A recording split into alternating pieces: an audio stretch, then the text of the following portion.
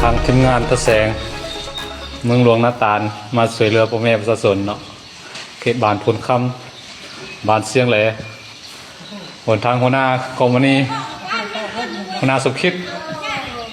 ทีมงานตะแสง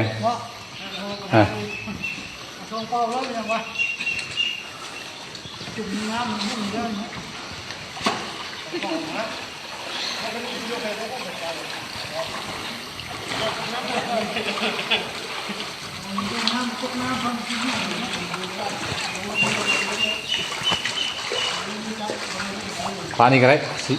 นั่นไปแล้วตาหัวหน้าเพิ่นหัวหน้ากองมานี่หัวหน้าทีมงานนี่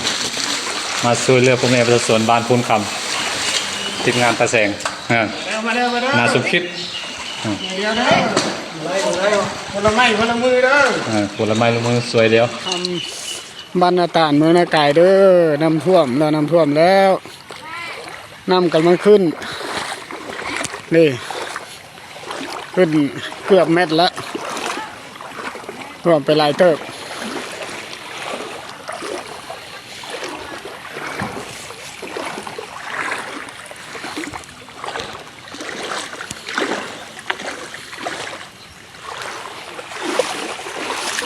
เอาจะได้เข้าไปช่วยเหลือ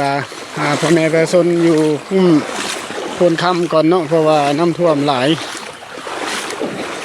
ทีมงานตัดเสียงเท่า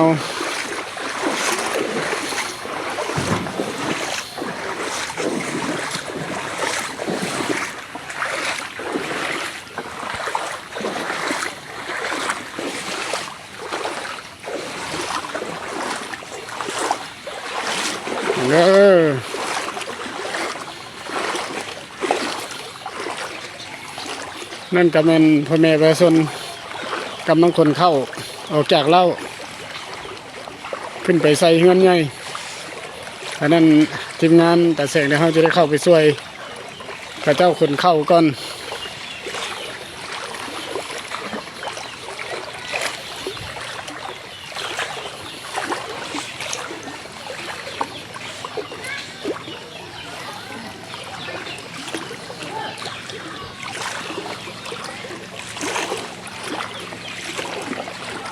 มาเด้อมาเด้อพ่อแม่พี่น้องเด้อ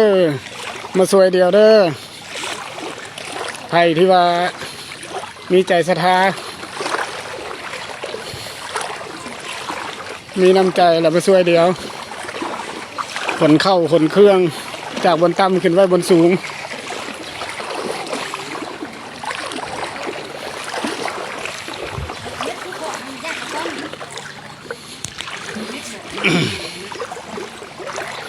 นี่ก็เป็นทีมงานตะแสง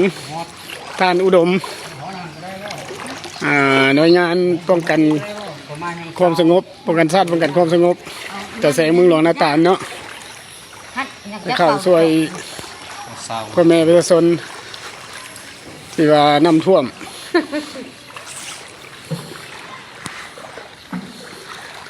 อะไรเลิกป่ะ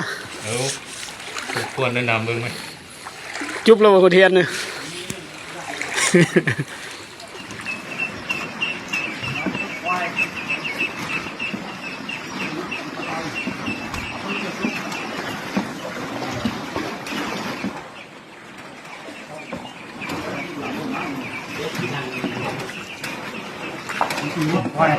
ไปทางไหนเนี่ยพูดเลยเนาะโอ้อีกคันเขาว่าอ่ะฮอดวันที่12เถอะฮอดเท่าไรคุณนาตาลอีกแล้วพี่น้องเอ้ยได้พายเรือเลาะตะเบิงตุกเป็ดตุกไก่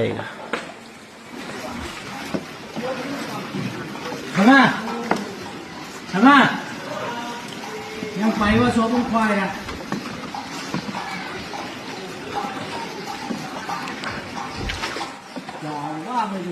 ผู้ใดก็ได้ขึ้นไปอยู่ชั้น2เบิด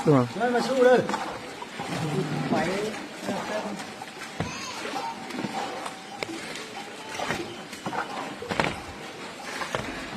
เงินแทน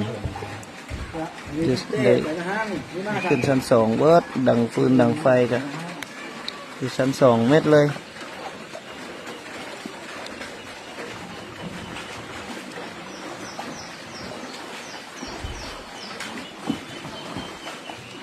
บ้านนาตาล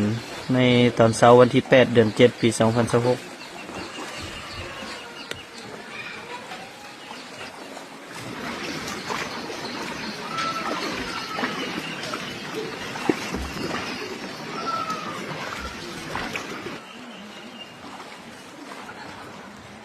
เม็ดเหือ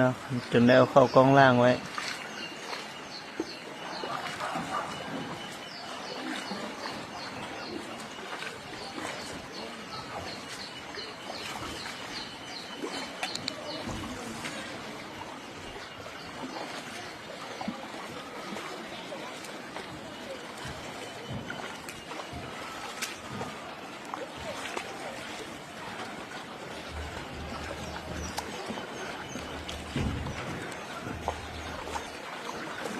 วัดบ้านนาตาลนั่น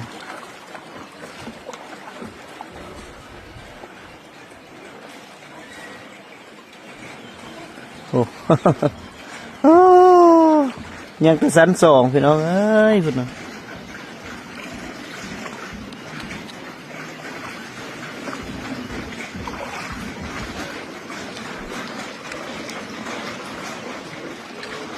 ท่วมเมิดเลยวันที่8ขึ้นหลายกว่าเก่า